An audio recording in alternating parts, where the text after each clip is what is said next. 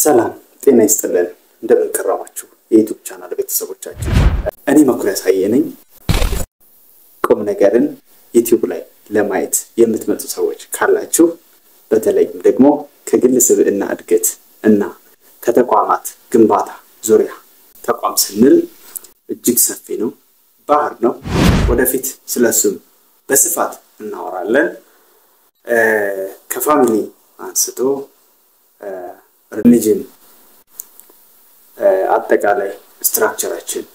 ምን መምሰል አለበት ምን መሆን አለበት ፖለቲካል ስትራክቸር ኤጁኬሽን ፋሚሊ አጠቃላይ ሌሎቹ ስትራክቸሮቻችን ሚዲያ ጭምር አጠቃላይ ግራንድ ሆኑ ኢሹዎችን ጭምር በእኔ ብቻም ሳይሆን በተለያዩ ኤክስፐርቶች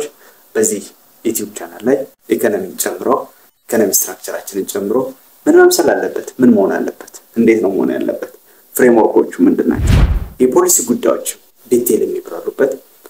ትልቅ ሚዲያ ነው ይህን ቻናል ሰብስክራይብ አድርጉ ላዳመጣችሁኝ እጅግ አድርጌ አመሰግናለሁ Thank you for watching